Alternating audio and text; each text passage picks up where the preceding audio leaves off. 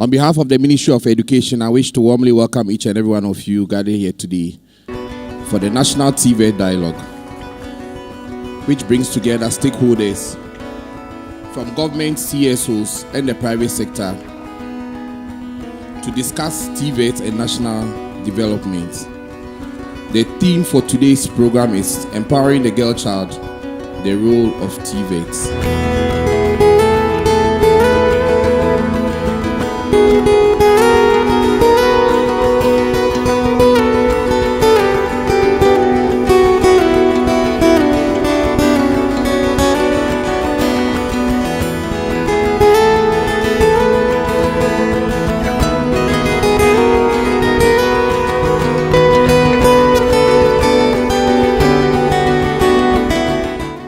May I, at this stage, invite a few personalities to come up to the high table.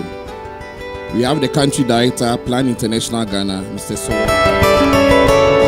Honorable Minister and Honorable Deputy Minister in charge of TVET, Your Excellency, the Netherlands Ambassador, partners and stakeholders, media partners, ladies and gentlemen, and particularly children and young people who are in our midst.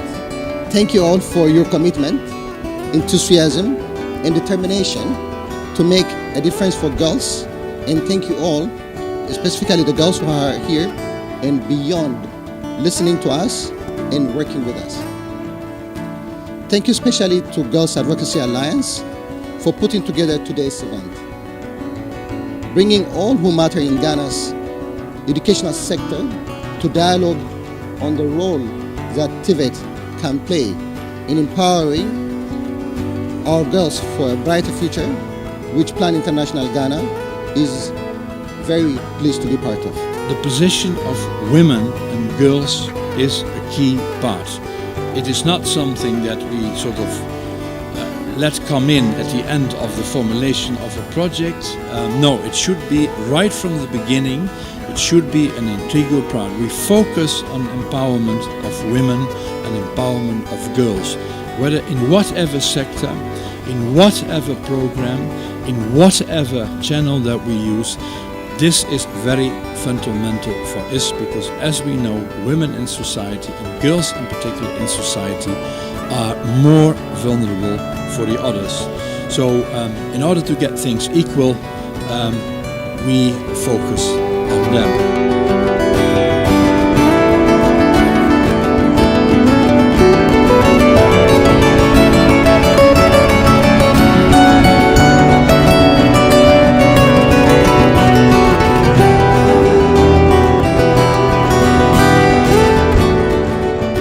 Anytime I have such an opportunity to talk about TVET, I'm very much excited because the only way this country can develop is by prioritizing TVET.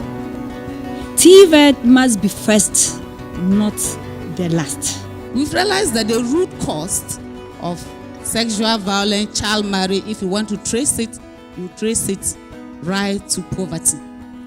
And everybody that have been saying that one way to address poverty in the country or poverty among girls and women is through TVET.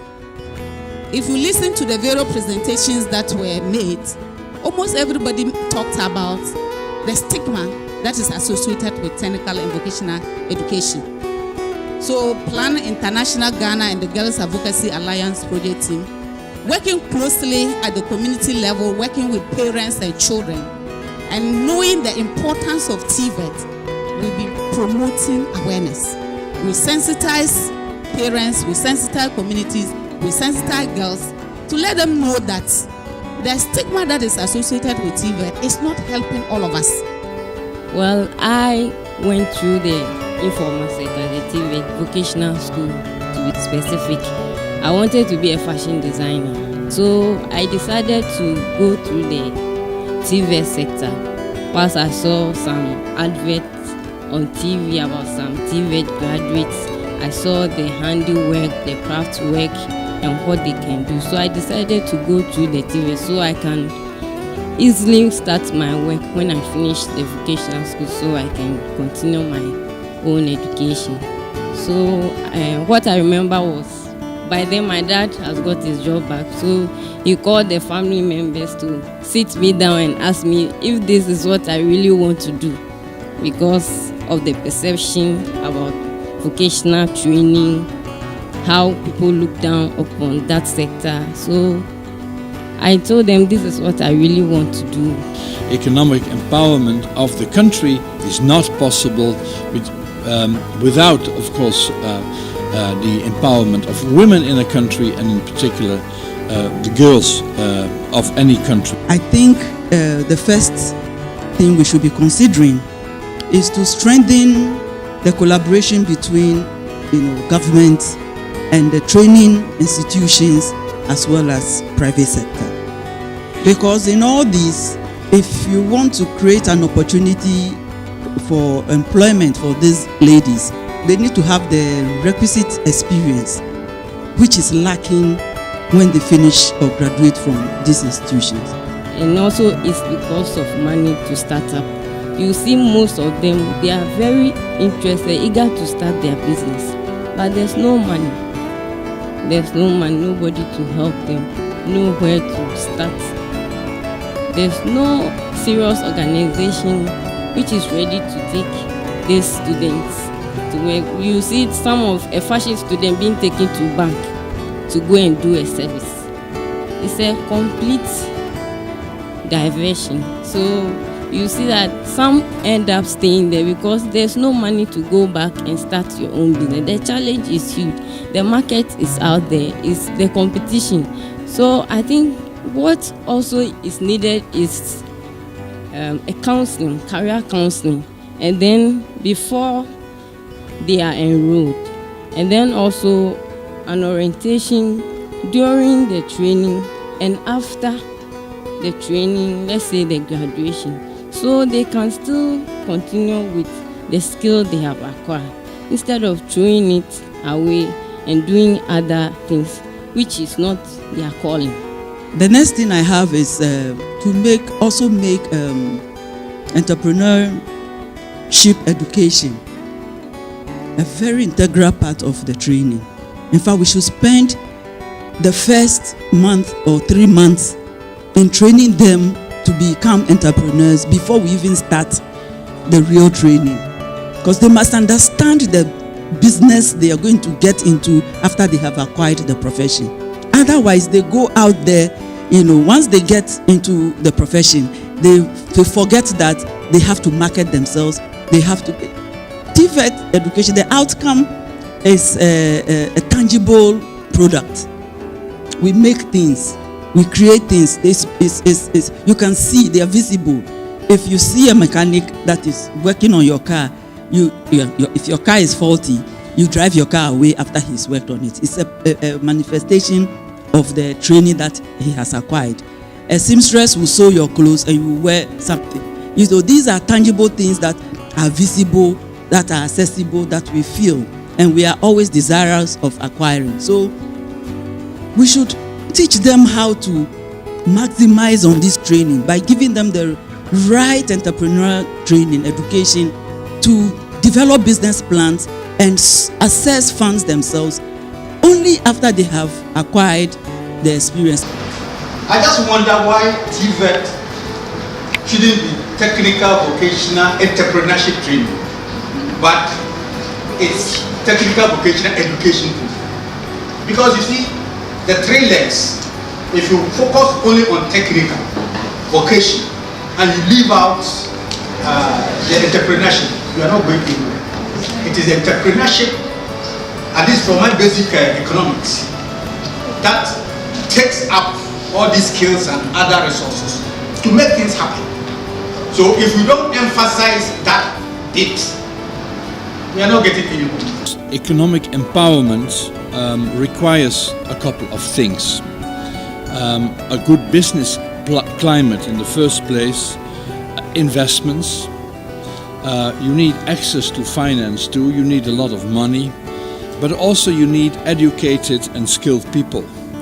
And I think that vocational and technical people is a very important part of that. Maybe it is the most important part of that.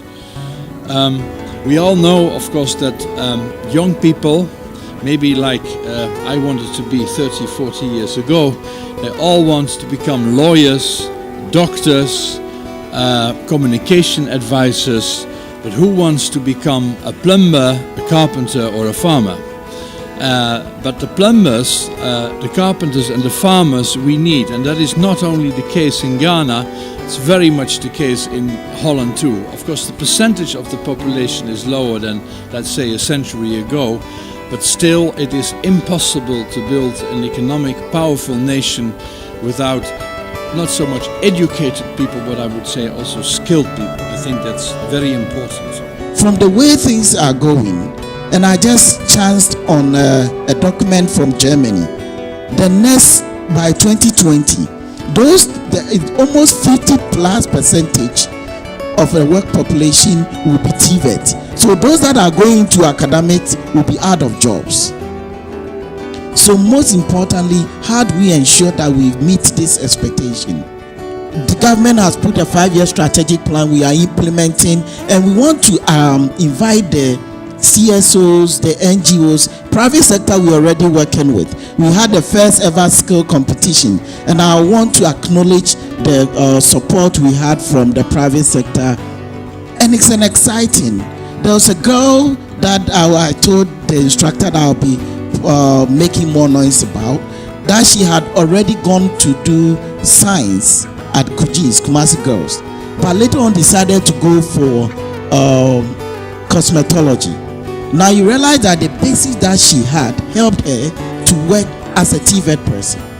That is why government is making sure that the basic education is good for all. At least we should strengthen our numeracy, our literacy, and the STEM, because these are the basics for TVET. Even in banking is TVET.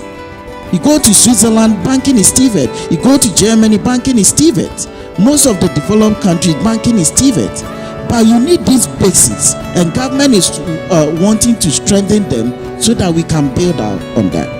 There are a lot of things that the council is doing in collaboration with the Ministry of Education and the private sector to make sure the girl child, most importantly, is roped into the idea of TVET, because they hold the nation.